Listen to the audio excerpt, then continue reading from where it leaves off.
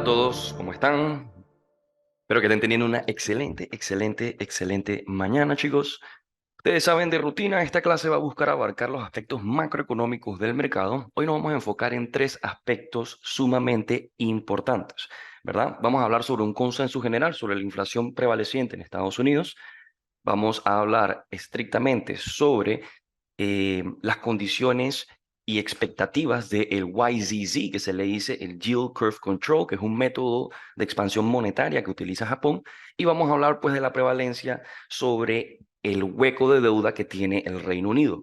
Estos tres Estas tres proyecciones, estas tres regiones, tienen mucha relevancia en contexto al activo que nosotros más tradeamos. Así que presten mucha atención. Voy a tratar de ser lo más simple, directo y genuinamente menos complicado posible. ¿Ok? Si tienen alguna pregunta o alguna duda puntual, pueden escribirlas en el chat y con mucho gusto los atendemos. La gráfica que ustedes ven actualmente es la proyección de inflación year on year. Cuando nosotros hablamos de proyección de inflación year on year, hablamos del cambio en cómo se proyecta la inflación en promedios anuales, ¿verdad? Fíjense cómo nosotros, de manera visual, estamos viendo una corrección, ¿verdad? Una corrección en faceta de servicios, en faceta de consumo. Sin embargo, todavía vemos bastantes factores en el mercado que no nos dan a nosotros una certitud sobre qué está pasando condicionalmente para que esta tendencia esté tomando caso, ¿verdad? Es de mayor importancia que tengan en contexto lo siguiente. Em, los pagos promedios en hipotecas de casas y subsidios para carros financiados está sumamente altísimo. El promedio de pago por carro usado está en $800, ¿verdad? El promedio por servicio de consumo está por encima de 150 a 180. Cuando yo hablo de un promedio de consumo, hablo de cualquier tipo de vehículo, ya sea restaurantes, comida, consumir algún tipo de actividad extracurricular. Y todas estas cosas pasan como continuidad sobre las diferentes fuerzas que se utilizan para combatir la inflación, ¿verdad? ¿Cuáles son estas fuerzas que se utilizan para combatir la inflación? Alzas en salarios, ¿verdad? Mayor expansión en la utilidad comercial, ¿verdad? Mayor disposición laboral. Pero aquí hay un pequeño factor interesante. En la disposición laboral estamos viendo mayor disposición de trabajo, sin embargo, no estamos viendo más personas empleadas. ¿Qué significa esto? Que en cierta manera nosotros estamos viendo a múltiples personas abarcar diferentes utilidades laborales, trabajar dos trabajos, tres trabajos para subsanar costos. La semana pasada nosotros hicimos mención a una data sumamente importante que viene siendo que la mayoría de las personas en el rango de 23 a 46 años están viviendo de crédito en crédito. Eso significa que sus ahorros, su utilidad comercial y de consumo están siendo 100% subsanadas por tarjetas de crédito y financiamientos. Esto implica que en la caída de ese valor monetario y en la alza de los costos de financiamiento, vamos a ver a muchas personas haciendo default. ¿Qué es default? Simplemente no pagas tu tarjeta de crédito, no te haces responsable de tus costos hipotecarios, no te haces responsable por tus costos de financiamiento.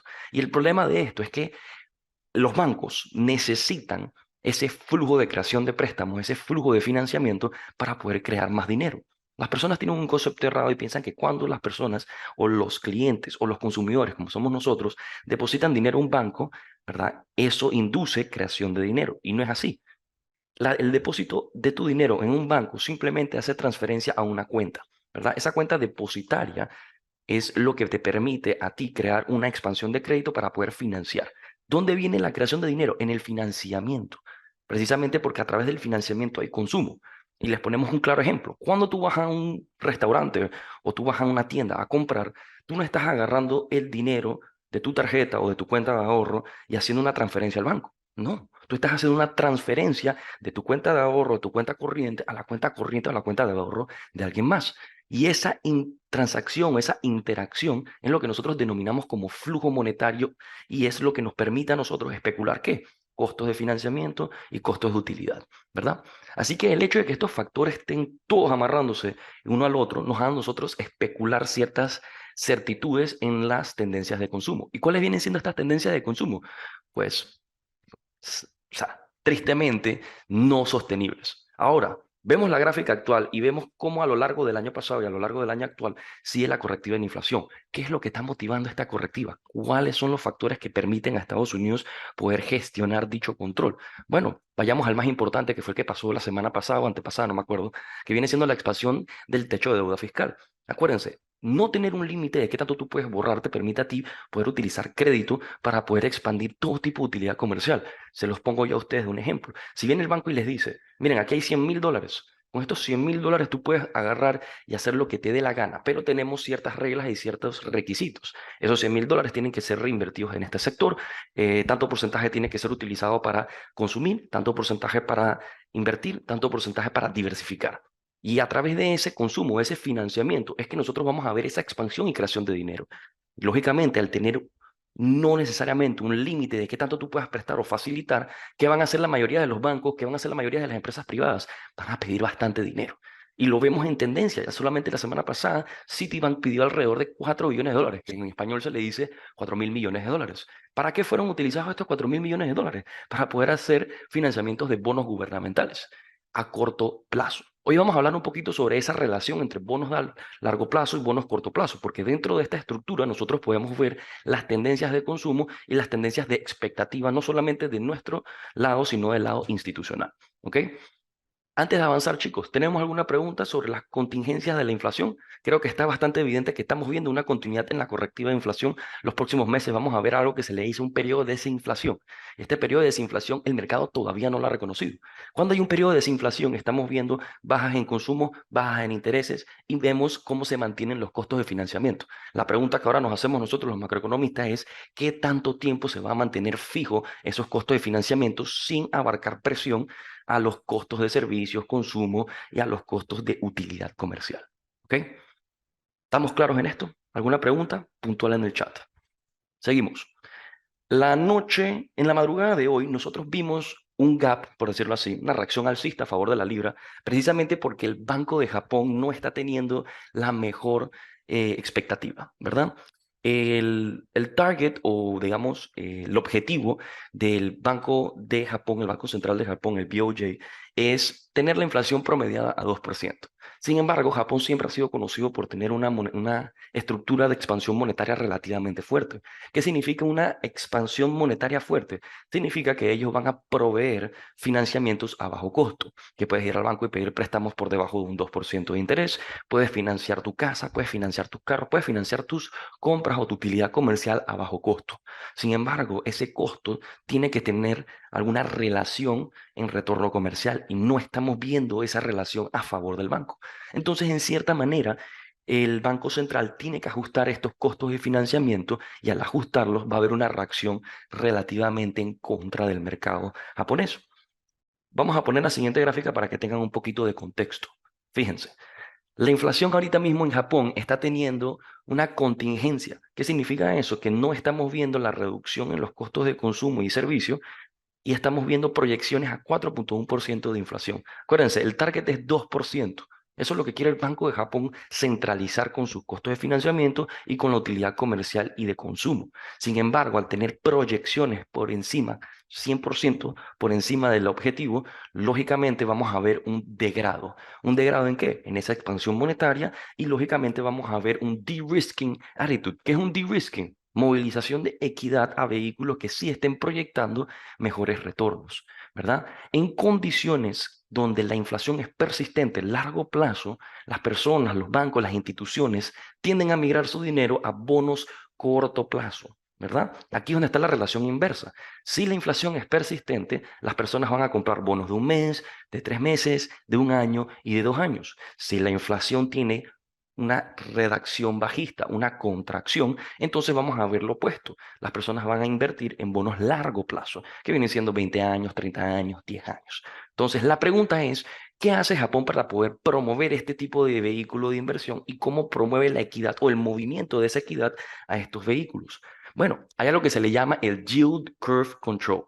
El YZC es simplemente un método de expansión monetaria que permite al gobierno hacer compras paulatinas sobre bonos gubernamentales, específicamente para poder promover los bonos a 10 años. ¿Y por qué hacen esto? Para poder ofrecer vehículos de financiamiento a bajo costo y, lógicamente, promover la utilidad fiscal y crediticia local.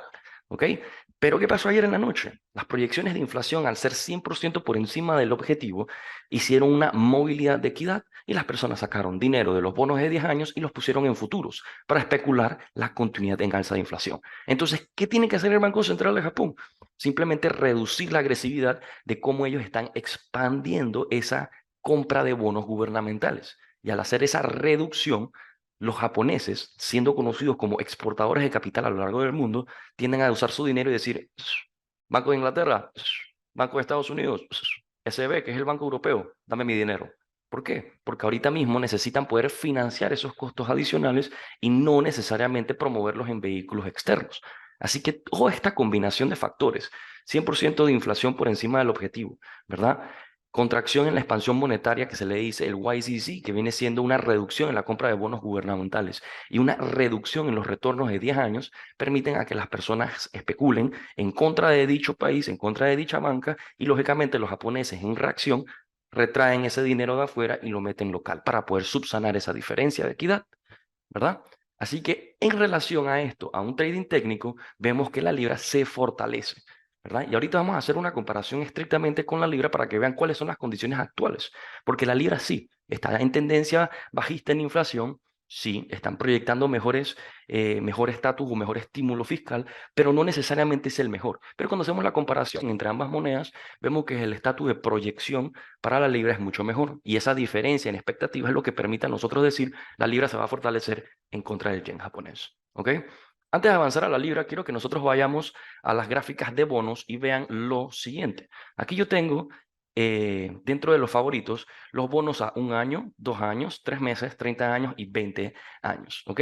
Vámonos primero al de 3 meses. Fíjense cuál es la tasa actual de los bonos a 3 meses. 5.27%. Eso significa que cuando tú compras o emites, ¿verdad?, dinero en equidad para este tipo de vehículo, tú estás recibiendo 5.27% anual sobre el valor de inversión, ¿verdad? ¿Cuánto tú necesitas meter para poder participar en este vehículo? Es totalmente dependiente del banco emisor y totalmente independiente del banco que promueve estos vehículos. Sin embargo, este es uno de los bonos que más está pagando. Entonces, ¿qué hacen las personas o qué hacen los bancos o qué hacen los prop firms, private firms, todos los que manejan equidad alta, van a promover siempre los bonos corto plazo cuando la inflación sigue persistente? Y es lo que le menciono con el caso de Estados Unidos. Por más que nosotros estemos viendo el year on year, que es el cambio anual en inflación, no tenemos todavía una contingencia de variables que vayan de la mano con esa reducción, porque aún vemos costos de financiamientos altos,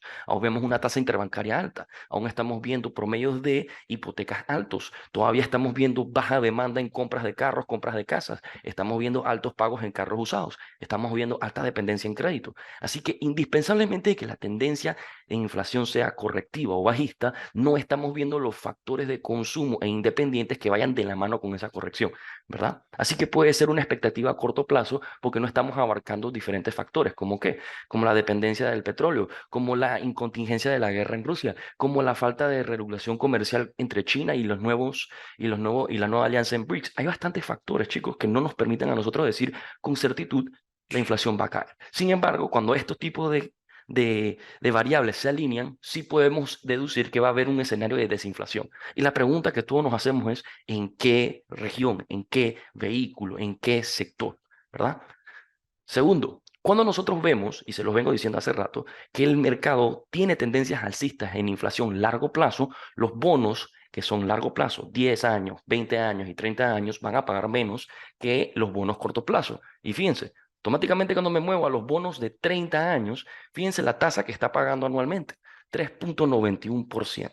¿Verdad? A esto es lo que yo me refiero con una relación inversa entre la expectativa de inflación y los retornos en bonos. Si los retornos en bonos largoplacistas son inferiores a los cortoplacistas, la inflación sigue persistente, ¿verdad? Si los bonos largoplacistas dan o promueven mayores retornos en contraste a los bonos corto plazo, la inflación no es persistente y lógicamente vamos a ver tendencias bajistas correctivas en estos valores, en estas variables. ¿Ok? Así que el sector de bonos es muy importante para nosotros agregar ese contexto, agregar esa utilidad sobre qué nosotros podemos esperar sobre las diferentes variables que componen el CPI, que componen la expectativa de inflación en Estados Unidos. El CPI en inglés se le dice un Consumer Price Index, en español No me acuerdo exactamente cuál es la traducción, ¿verdad? Pero hace referencia a la tasa de inflación en una canasta básica, ¿verdad? Cada país tiene algo que se le dice el compuesto de canasta básica, que viene siendo qué es lo que tú consumes promedio por casa, por individuo. Por lo menos en Panamá, el consumo promedio o la canasta básica está compuesta por arroz, poroto, huevos, tuna, aceite. Y cuando estos productos tienden a subir en inflación en relación a sus costos de producción, a sus costos de distribución y lógicamente a la depreciación monetaria, pues tienden a subir en valor. Y al subir en valor, inculcan, ¿verdad?, un costo adicional sobre el panameño o individuo o casa. Y eso pasa a lo largo de diferentes países. Por eso es que nosotros utilizamos el CPI como un medidor de inflación sobre tipos de consumo y servicios, porque son los que nos dan a nosotros una base para entender qué tanto está afectando estas condiciones de mercado para utilidades diarias, mensuales y anuales en cierto contexto. ¿Ok? Ahora, antes de avanzar al Reino Unido, quiero que vean lo siguiente. Miren la tasa de desempleo cómo se encuentra actualmente en relación al histórico. Está en 3,7%, una de las más bajas a lo largo de toda la gestión por década de Estados Unidos. La más baja fue 2,52. Hoy estamos en 3,7. Y esto es lo que más me explota la cabeza, porque si nosotros estamos teniendo un mercado laboral relativamente fuerte y consistente, pero no está siendo disperso para que más personas tengan trabajo, sino porque más personas están trabajando, nosotros tenemos en cierta manera una demanda falsa. Entonces mi pregunta que yo trato de abarcar genuinamente es, ¿cuándo el mercado va a reaccionar a esa dependencia bilaboral o trilaboral por individuo? ¿Cuándo nosotros vamos a ver ese ajuste? Y si les digo yo, o si soy sincero en base a mis expectativas, a final del quarter de este año, que viene siendo en agosto en adelante, tenemos que ver esos ajustes en demanda, precisamente porque se empiezan a aliviar muchos costos, como qué, como los subsidios académicos, ¿verdad? Como la reanudación de costos hipotecarios para personas que tenían tasas fijas en los últimos 5 años, ¿verdad? Todos estos factores van a agregar más peso a la utilidad fiscal y lógicamente eso va a tener un efecto de contingencia en el mercado. La pregunta es cuándo y qué tan agresivo. ¿Verdad? Y eso es algo que no podemos responder actualmente porque necesitamos la data para poder entonces decir que las proyecciones en dichas tasas, las proyecciones en la expansión monetaria o en la contracción monetaria van a ser consistentes o continuas. ¿Ok? ¿Alguna pregunta, chicos? ¿O estamos todos claros sobre el contexto general del mercado, relación de bonos y qué está pasando en Japón? ¿Claritos? ¿No claritos? Cualquier duda, pendientes en el chat y con mucho gusto la abarcamos. Antes de irnos al Reino Unido, también quiero enseñarles lo siguiente. Fíjense la tasa hipotecaria en Estados Unidos. Nosotros no teníamos a estos altos costos en financiamiento desde hace 2 años. Posterior a pandemia, cuando vino la presencia de una expansión monetaria relativamente agresiva, donde el mercado redujo, donde la Fed, Banco Central de Estados Unidos, redujo las tasas para decir, coge dinero, coge dinero, coge dinero para que financies todo lo que necesites, vimos relativamente en mero trading técnico un impulso alcista que rompió altos históricos, ¿verdad? Esto nos da a nosotros entender que para poder financiar una casa, necesitas tener por lo menos un 6,71% de promedio hipotecario. ¿Cómo se conforma esta tasa? Sencillo. La tasa interbancaria, que viene siendo esta que ustedes ven acá, que se le dice el Fed Funds Rate, está ahorita mismo en 5%. Los bancos, para poder determinar su tasa hipotecaria, dicen, ok, si la tasa interbancaria es 5%, ¿cuánto nosotros vamos a agregar para poder protegernos en costos de financiamiento, para poder protegernos en costos de default, que viene siendo que ustedes no paguen su deuda, y en base a eso crean tasas competitivas compartidas a lo largo de diferentes bancos comerciales para determinar el promedio hipotecario? Sí, aquí dice que es 6,71, pero esto no garantiza que tu banco o Bank of America o Citi o Chase o HSBC te den esa tasa. Puede ser más alta, puede ser más baja, pero la base siempre va a comenzar desde el Fed Funds Rate, que viene siendo 5,06% actual. ¿Ok? Así que chicos, estén pendientes sobre estos cambios en tasas, estén pendientes sobre estos casos, sobre estas variables de inflación, porque van a ser muy importantes para que tú tomes decisiones en protección de capital y en protección de equidad. Si tienes bastante dinero, si tienes bastante disponibilidad monetaria, llama a tu banco y dile, quiero que me vayas rotando bonos mensuales hasta que nosotros veamos tendencias de inflación contrarias a la especulativa a largo plazo, ¿verdad? Cuando nosotros veamos ese equilibrio en demanda, podemos entonces asumir que las inversiones a largo plazo tomen o reanuden, que se le dice un famoso pivot. ¿Qué es un pivot? En simples términos, es agregar liquidez sobre compra de tesoros, sobre compra de bonos de tesorería para que entonces el mercado reciba equidad y las acciones se disparen. ¿Ok? Creo que con eso estamos todos relativamente claros sobre el contexto actual en cómo se conforma el mercado, cómo se conforma la inflación y cuáles son los diferentes vehículos que utilizamos para poder generar un consenso bastante arbitrario sobre las especulativas corto plazo y largo plazo. ¿Ok? A ver, ¿alguna pregunta puntual? Es correcto, precisamente, porque nosotros no estamos teniendo mayor integración laboral por individuo. Estamos viendo mayor demanda por trabajo, sin embargo, no hay más personas trabajando. Y cuando está esa diferencia, es precisamente ¿por qué? Porque estamos viendo que la fuerza laboral, que son entre 16 años a 65, no me acuerdo cuál es el máximo, está siendo, ¿verdad?, acelerada en demanda, pero no necesariamente están consiguiendo los trabajos. Así que cuando pasa esa diferencia entre tasas y especulativas de desempleo, lo único que nosotros tenemos para deducir es que sí, hay mayor participación en las tasas, en la tasa de participación laboral, pero no hay mayor participación laboral por individuo, lo que induce que nosotros estamos viendo una demanda falsa sobre la especulación o creación de trabajos. Eso significa, en simples términos, que hay personas que están trabajando 2, 3, 4 trabajos a la vez. ¿Ok? Y eso tiende a ser un problema, porque al incrementar la utilidad comercial o monetaria de alguien, esa persona va a consumir más. Y al consumir más, vas a poner más presión en los costos de servicio para poder decir, yo puedo aceptar estos altos costos. Y ahí es donde entran estas tendencias que no son las mejores, ¿verdad? Porque ponen presión en la inflación, ponen presión en la utilidad comercial, ponen presión en consumo, y eso no nos ayuda a nosotros a aclarar, ¿verdad?, una demanda y una oferta en equilibrio para poder establecer precios cómodos para todos. Y se los pongo en simples términos. Personas ahorita vimos que no les importa qué tan caro están las cosas, igual lo van a poder comprar. Pero hay otras personas que sí. Y las personas que sí son la gran mayoría. Sin embargo, las que no son las que afectan a la gran mayoría. Y ese es el problema cuando vemos esa confusión en alza de desempleo, pero en alzas en las tasas de desempleo, pero reducción en la participación laboral. Así que cuando vemos esa diferencia, chicos, simplemente asuman que hay más personas tratando de buscar trabajo, por ende se incrementa la demanda laboral entre el rango de 16 a 65 años.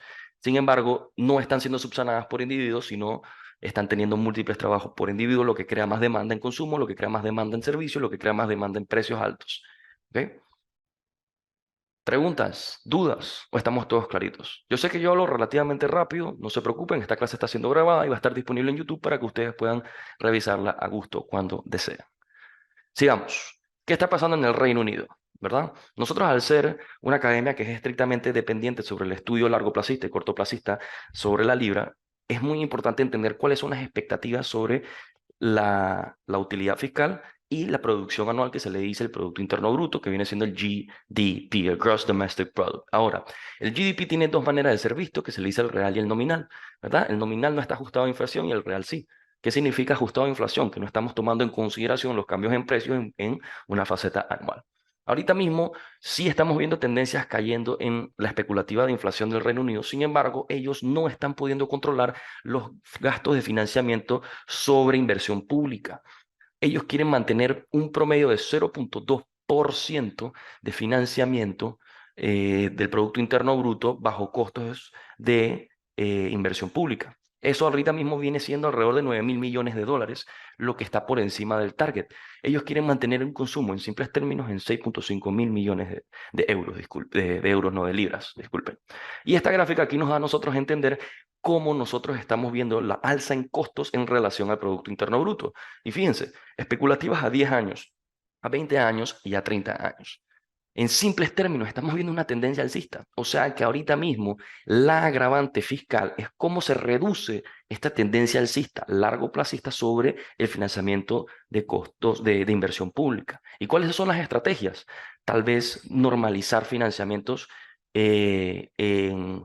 políticos, normalizar los costos en subsidio social, tal vez reducir expansión de servicios energéticos. Y si les soy sincero, o sea, parte de todo este agravante fiscal viene siendo una contingencia de Brexit. Nadie los mandó a ellos a reducir su relación comercial simplemente y meramente por política. ¿Ok?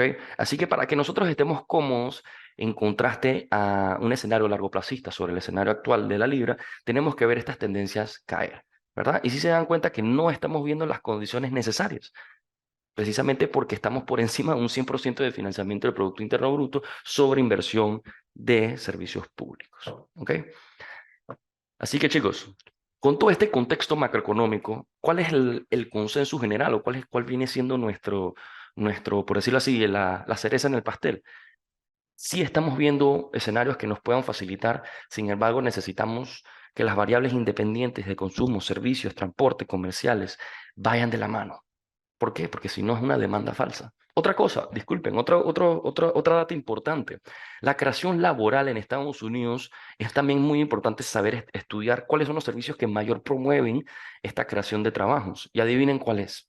No es transporte, no es banca, no es servicios, no es comercio, es trabajos gubernamentales. O sea que son trabajos temporales, son trabajos subsidiados por impuestos, que al final del día no aportan no aportan suficiente utilidad fiscal para que haya menos tax burden. ¿Qué se le dice tax burden? Simplemente menor contingencia sobre la recolección de impuestos. ¿Ok? Porque la mayoría de estos trabajos tienen a tener subsidio. Y al tener subsidio, pues no pagas impuestos, intereses sobre diferentes vehículos, ya sea compra de casa, compra de carro, eh, subsidios. ¿Ok? Y también tienen a tener subsidios sociales por ser colaboradores gubernamentales, ¿no? Pero en cierta manera no es el sector donde queremos ver esa creación laboral. Queremos promoverlo en diferentes sectores, que hay un equilibrio. Acuérdense que en economía lo más importante es tener un equilibrio. Y si no lo tenemos, siempre apuntar a proyecciones y actitudes que vayan de la mano en búsqueda de ese equilibrio. ¿Ok? Ya que tenemos todo este contexto macroeconómico claro, vamos entonces a pasar a lo que viene siendo el estudio de análisis técnico de la libra, para que entonces tengan en mente qué es lo que nosotros podemos especular sobre una continuidad largo placista. ¿Ok? Algo que yo les vengo hablando mucho a ustedes es la utilidad de la temporalidad mensual y la semanal, precisamente porque nos permiten a nosotros poder entretener ¿qué? Diferentes conceptos que no podemos abarcar en temporalidades micro. Algo que les vengo diciendo a ustedes es la utilidad del mensual. El mensual es donde mayor tiempo tenemos que gastar en el estudio de mercado, imagen el técnico, precisamente porque el mensual nos permite a nosotros identificar qué, la predominancia en tendencias, que es lo que las instituciones buscan sostener, buscan mantener, la predominancia en distribuciones o invalidaciones de zona que nos permitan a nosotros asumir si el mercado va a hacer un movimiento correctivo o va a continuar, y lógicamente los puntos de mayor liquidez que vienen siendo las zonas o niveles o precios o soportes o resistencia, como lo quieran denotar, donde hay mayor liquidez o mayor volumen a disposición. Recuerden, nuestro trabajo como traders es simplemente seguir a las instituciones que forman los precios. Para nosotros movilizar un tick, necesitamos poder subsanar más de una yarda financiera. ¿Y qué es una yarda financiera? 1.000 millones de dólares. Y yo dudo mucho que los que estemos aquí presentes tengamos esa disponibilidad monetaria porque si no, no estuviéramos aquí. Así de sencillo, ¿verdad? Así que nuestro trabajo no es identificar para dónde el mercado quiere ir, sino seguir las variables que nos permiten a nosotros especular a dónde el mercado quiere llegar y por qué. Si ya sabemos que la relación entre la libra y el yen japonés favorece la libra, ¿dónde es el siguiente punto o nivel de liquidez donde se presente mayor dinero, mayor disposición de órdenes, mayor contingencia a favor de lo que nos da el fundamental para nosotros entonces acoplar esa información e irnos a un técnico y decir, ¿sabes qué? Aquí es donde nosotros podemos empezar a inducir posibles ventas en contraste a, ¿qué? A las especulativas de inflación, a las especulativas de, de subsidios fiscales y públicos, a la especulativa comercial, a la reacción del banco japonés, ¿verdad? Todos estos factores tienden a trabajar en armonía una vez nosotros identificamos los conceptos fundamentales y los amarramos con el técnico específicamente en el mensual, ¿verdad? Así que sin más adelantarnos, chicos, abarquemos lo que viene siendo lo técnico per se. Fíjense cómo el último alto fue invalidado con el cierre previo. Este viene siendo la gestión o el cierre de mayo y continuidad de junio, que viene siendo esta vela que ven aquí.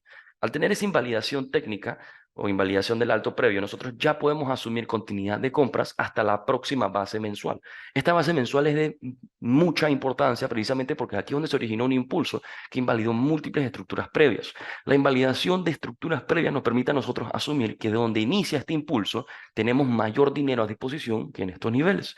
Y al tener mayor dinero en disposición que estos niveles, significa que la dependencia o la reacción de utilidad en ese precio, o en ese rango o en esa zona va a ser mayor. Por ende, nos permite a nosotros asumir con confianza, una vez que se presente una confirmación bajista a favor de dicha zona, decir, check, podemos intentar las ventas, check, va a haber un patrón correctivo, ¿verdad? Así es como nosotros vamos a comprando contexto macroeconómico con contexto fundamental.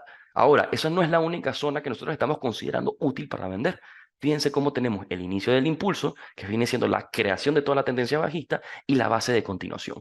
Ambas zonas son sumamente importantes, ambas zonas tienen cualidades para vender. Ustedes solamente necesitan abarcar dos conceptos de manera actual: continuidad de compras.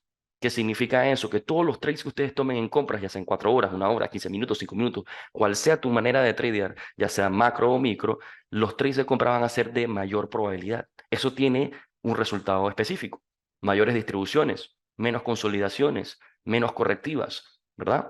Mayor facilidad de poder desplegar posiciones. Si tú quieres vender en cierta manera, van a haber diferentes contingencias que vas a tener que tomar en consideración. Las distribuciones de venta van a ser más cortas, van a ser correctivas, van a ser menos agresivas. Tu disposición de riesgo tiene que ser inferior, tu toma de ganancia tiene que ser más agresiva, ¿verdad? Estos son los conceptos que nos permiten asumir la temporalidad mensual, definir el tipo de probabilidad de trade y poder definir qué tanto nosotros podemos desplegar en riesgo y qué tan agresivos podemos ser en esta gestión técnica. Así que para que tengan este contexto relativamente claro y ya poder pasarle la tutela a Luis, quiero que tengan en mente lo siguiente: trades de alta probabilidad son compras, trades de baja probabilidad son ventas. Ahí están las dos zonas que nosotros queremos tener en mente en contexto macro para intentar ventas a largo plazo, ¿verdad? ¿Cuáles son las ideales para continuar compras? Sencillo. Aquí a lo largo de toda esta gestión van a haber zonas de 4 horas y pivots semanales. Estudien esos niveles para buscar las continuaciones de compra. En PH Campus, en el Telegram, yo todas las semanas les voy a ir desglosando esas continuidades de zonas macro para que precisamente se apalanquen de esa información y sepan la contingencia de continuidad a favor de tendencia mensual. Así que chicos, ha sido un placer atenderlos hoy. Los dejo con Luis. Cualquier duda que tengan las voy a responder directamente en el chat. Y sin más nada que decir, Luis le va a hablar un poquito sobre el contexto europeo y cuál es la situación actual en la ECB, que viene siendo el Banco Central de Europa. Adelante. Gracias, Alain. ¿Qué tal, chicos? ¿Cómo está la clase? Está un poquito callados hoy día. El caballero habla un poquito rápido. Como ha dicho, no se preocupen, todo esto va a quedar grabado. Cualquier duda que tengan, de aquí a algo que hayan resonado, que se les venga ahora a la cabeza alguna duda que se despierte, como él comenta, vamos a verlo directamente con el chat, ¿ok? Entonces, a partir de aquí, vamos a entrar un poquito en el contexto macroeconómico sobre Europa, ¿vale? Hemos tenido noticias interesantes en los últimos momentos, ¿ok? Entrando ahora directamente en... Un segundito, por favor.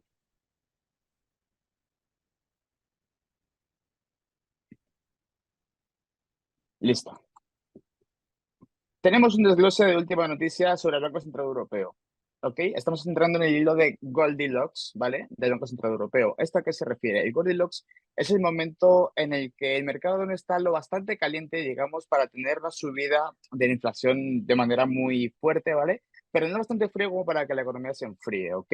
Entonces, ¿esto cómo va a alcanzarlo el Estado europeo? En función de sus tasas de interés, como ya estamos en un momento de altas tasas debido a la alta inflación que tenemos en todo el planeta y se especula que el Banco Central Europeo ya está llegando a su máximo para el julio de este mismo año y que mantendrá a lo largo del año que viene.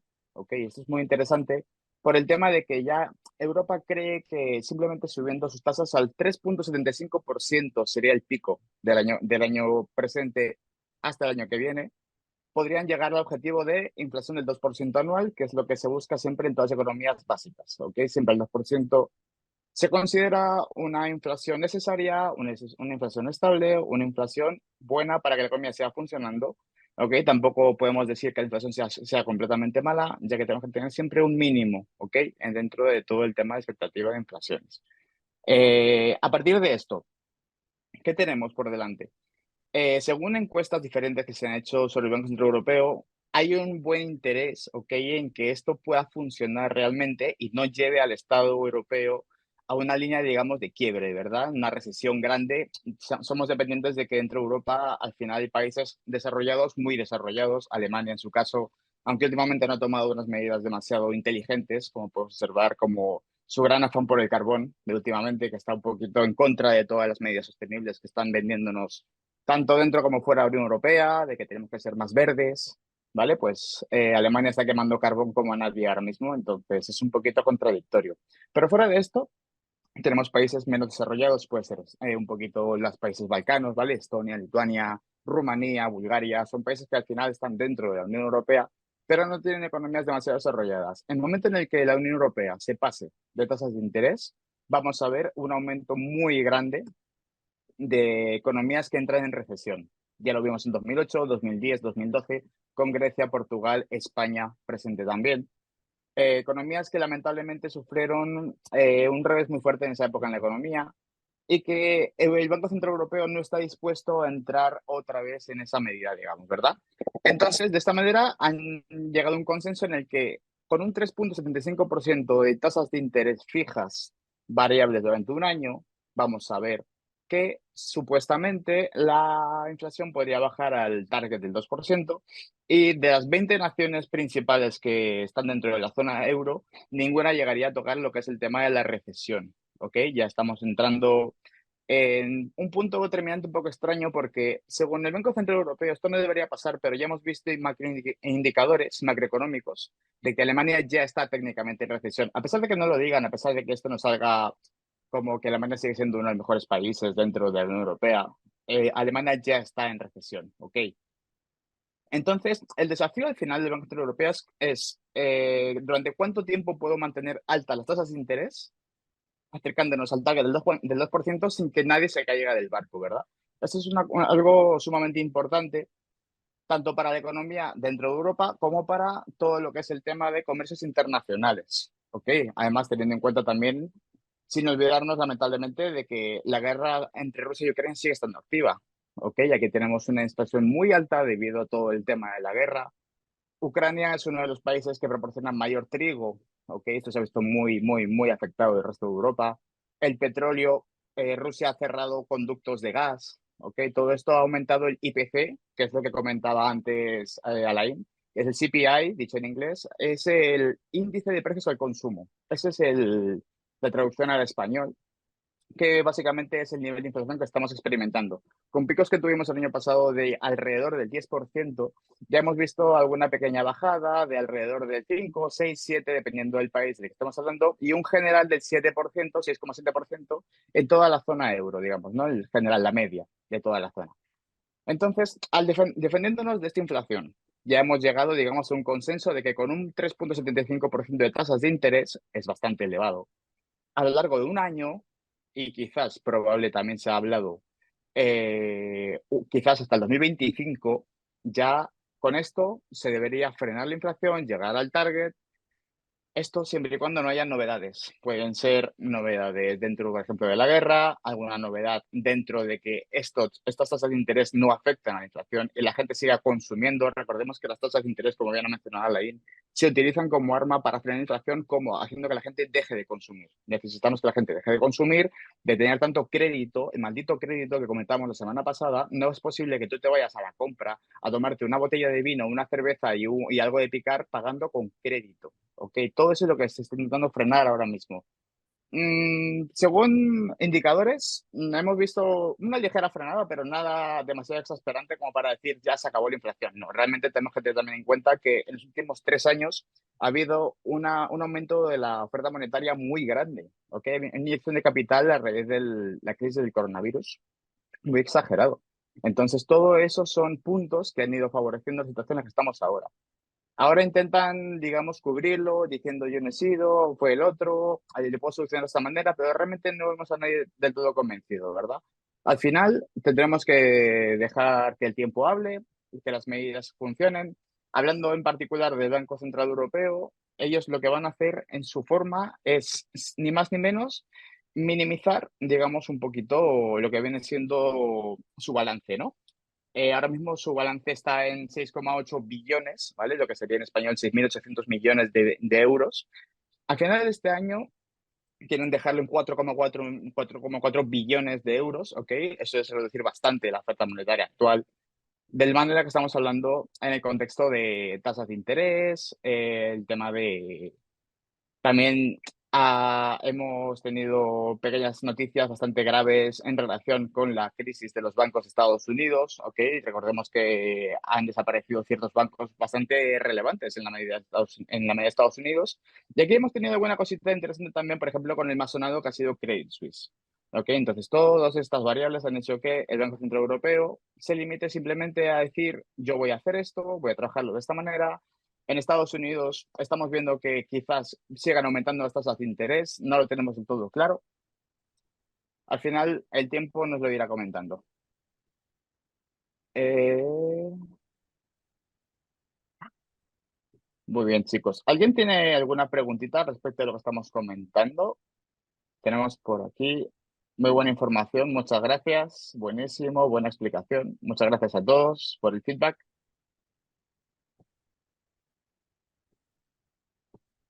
Parece que nos explicamos muy bien. Aquí la gente no No pregunta tiene nada. dudas. No, no, tú sabes que No les interesa. eso se llama seguridad, seguridad de poder volverla a ver.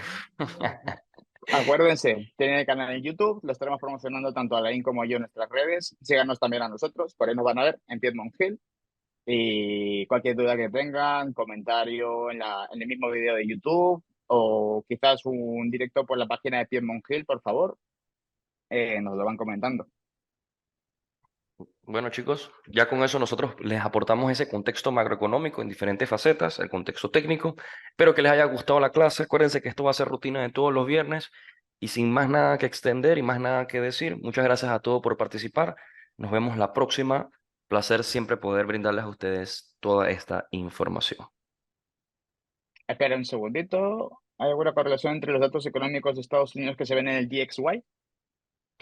Solamente en costos de financiamiento. Acuérdense que Estados Unidos es uno de los vehículos que más promueve expansión monetaria para diferentes países. O sea que si los costos de financiamiento en Estados Unidos se elevan, pues los pagos en Europa y en el Reino Unido van a ser más elevados, por ende van a poner presión en generación fiscal y en generación monetaria. Así que sí hay una correlación, pero no necesariamente directa, solamente en costos de financiamiento.